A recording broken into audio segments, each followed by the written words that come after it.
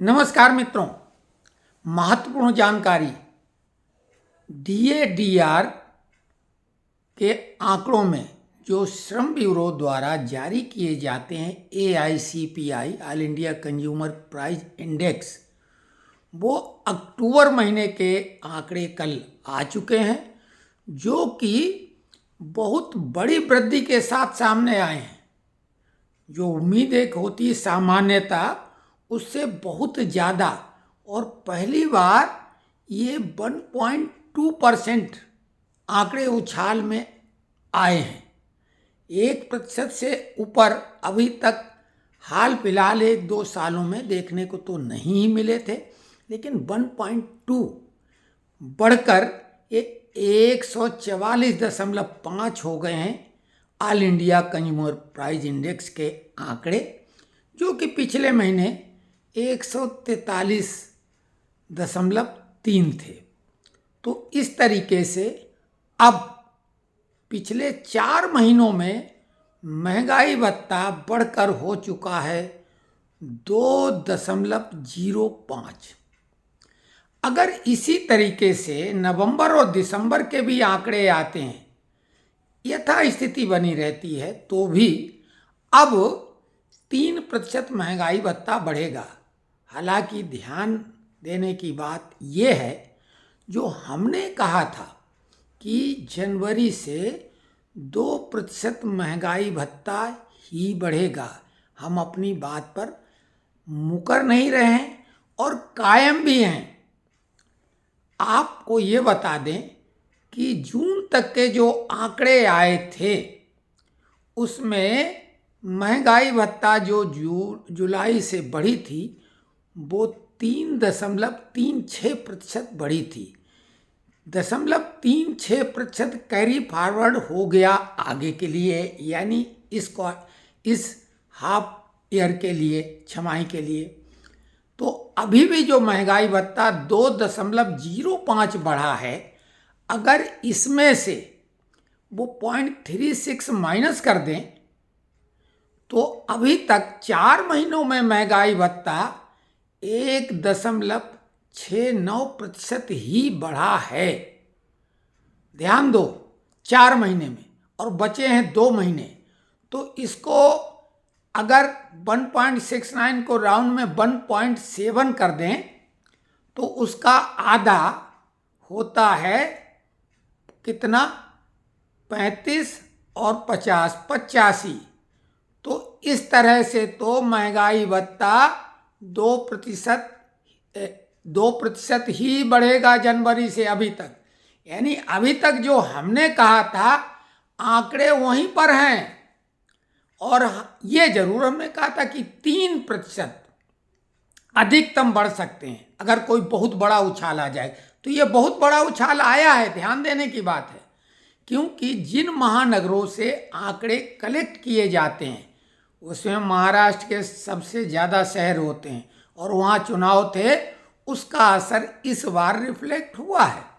तो खैर भाई, हम भी चाहते हैं 3% DADR बढ़े, ऐसा नहीं कि हम नहीं चाहते 4, 5, 6 बढ़ जाए।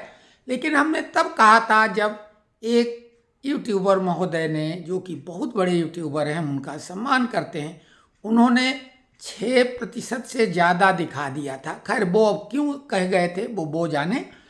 तो अभी भी महंगाई भत्ता 3% के इर्द गिर्द ही नज़र आ रहा है।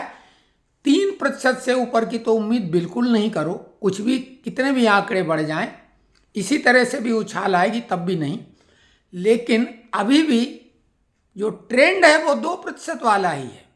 तो खैर, ये इस बात को यहीं समाप्त करते हैं। वो आंकड़े आ चुके हैं, उसमें पत्र दिखाने का और वो चार्ट दिखाने का कोई औचित्य नहीं। हमारे एक मित्र ने, अब उनका नाम तो नहीं उसमें केवल प्रदर्शित जी होता है और मोबाइल नंबर है, लेकिन वो जागरूक हैं और उन्होंने तत्काल ताज़ा जानकारी साझा की, क्योंकि कल ही आंकड़े रिलीज हुए हैं। तो आज के वीडियो में हम उल्लेख करने जा भी रहे हैं। अब उन्होंने वीडियो डाला है तो हमारी ड्यूटी और बन जाती है, क्योंकि इसमें अभी भी 70-80 लोग ही जुड़े हैं ग्रुप में। बाकी लोग जो वीडियो के भरोसे ही रहते हैं, उनको ये जानकारी मिल जाएगी। और हम सभी से निवेदन करते हैं कि हम वीडियो अब बना रहे हैं, आंकड़े सुबह ही आ चुके थे।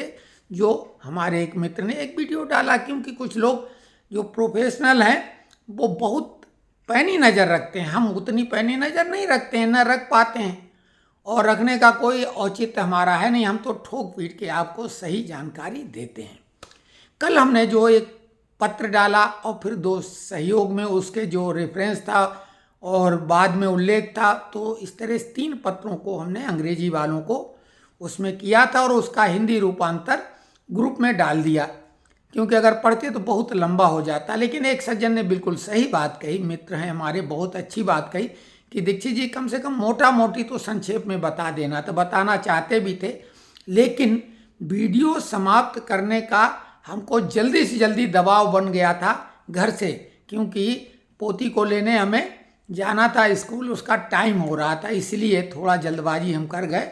कल उसकी कुछ छुट्टी जल्दी होना था और रिजल्ट वगैरह का, तो उस लिए हमने फिर बात समाप्त कर दी। लेकिन संक्षेप में उसमें जो बातें हैं नोशनल इंक्रीमेंट को लेके, वो आज हम डिटेल में बता रहे हैं। उसमें लगभग 6 बातें निकल के आती हैं।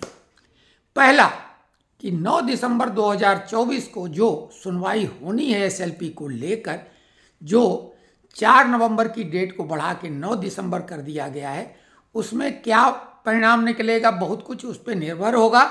एरियर वगैरह का, जो कि जजमेंट अप्रैल 2023 का था, जिन लोगों को उसके आधार पर एरियर मिल गया है, तो दूसरी बात है कि उनका तो वापस नहीं होगा।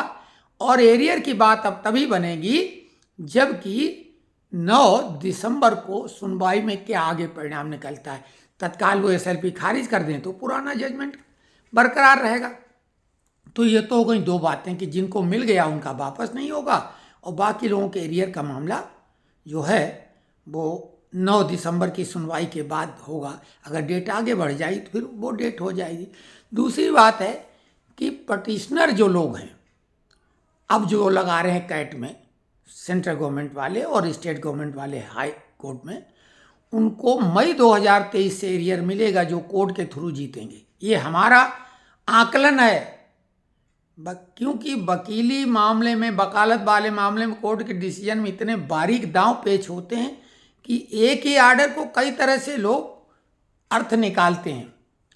तीसरी बात, एक शब्द इस्तेमाल हुआ पटिशनर के अलावा, अप्लीकेंट। अप्लीकेंट तो आवेदक होता है, पटिशनर मतलब याचिका करता है, याचिका करता मतलब कोर्ट में, और अप्लीकेंट मतलब अपने विभाग को जो आवेदन करते हैं। कोर्ट में आप कोई एप्लीकेशन वगैरह थोड़ी देते हैं कि ऐसा।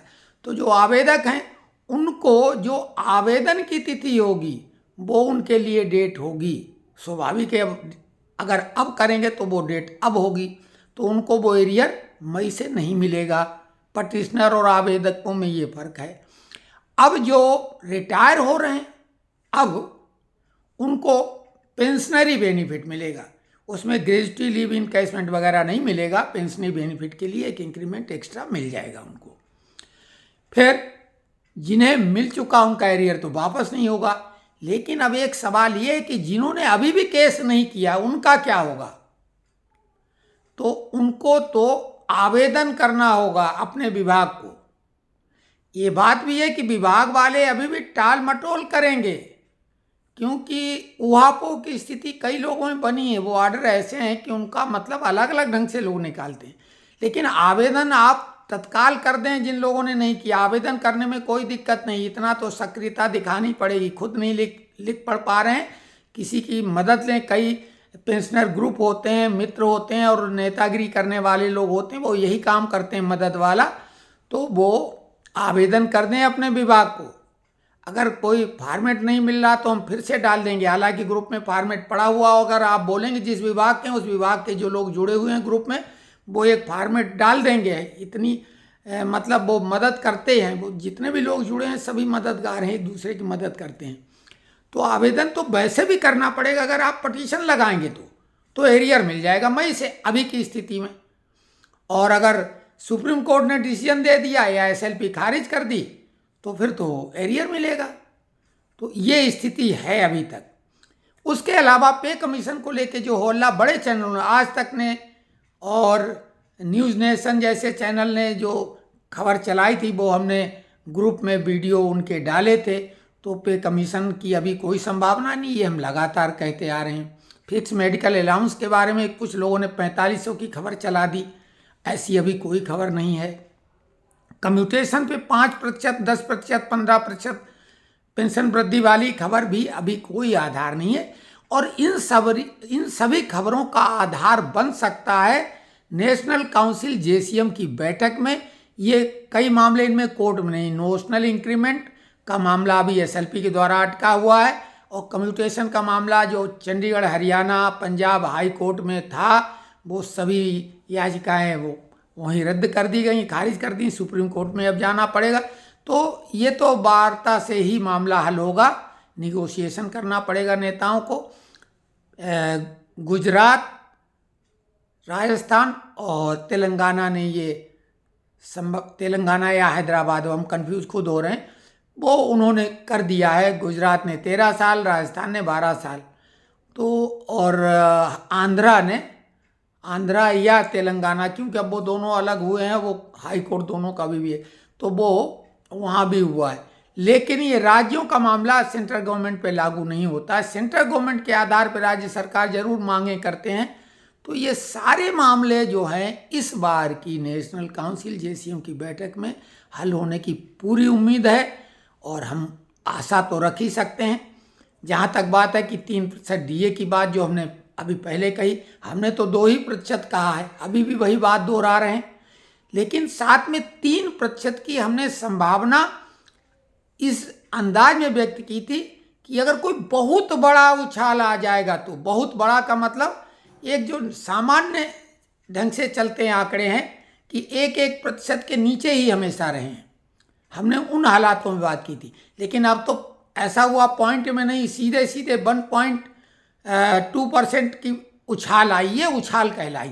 तो इस तरह के उछाल में तो फिर 3% हो जाएगा, लेकिन 4% किसी हालत में नहीं होना है, ये ध्यान दो। 3% अधिकतम, और ये हमने बैरियर 3% का लगा दिया था। जैसे बैट्समैन 6 रन के लिए मार दे, तो ये तो छक्का लगा है। तो चलिए 3% की संभावना है, और कोई भी कमेंट्स में आप जो बात लिखेंगे उसको हम इग्नोर नहीं करते, अनदेखा नहीं करते हैं। आप लोगों ने जो भरोसा जताया, कोशिश हमेशा रहेगी, कोई प्रलोभन में नहीं आने वाले, कोई दबाव में नहीं आने वाले। हाँ, हमारी मना स्थिति कई बार कई कारणों से हो सकती है, स्वास्थ्य को लेके, अन्य मामलों के लेके, तो वो रिफ्लेक्ट करती है, वो एक अलग बात है। लेकिन हमेशा जो भी हमारी क्षमता अनुभव है वो पूरा का पूरा हम उड़ेल देते हैं। और हम एक बात देख रहे हैं कि पूरा वीडियो लोग नहीं देखते हैं, लंबा हो जाता है, तो कोशिश करेंगे कि अब हम 10 मिनट के अंदर ही वीडियो ख़त्म कर दिया करें। लेकिन आप सबसे निवेदन कि पूरा वीडियो देखें, जो यहाँ तक पहुँच गए वो तो देखते हैं, तब तो ये बात सुन रहे हैं। अब हम शुरू में निवेदन कर दिया करेंगे, और फिर कुछ बेहद महत्वपूर्ण काम की भी बात बताया करेंगे। धन्यवाद।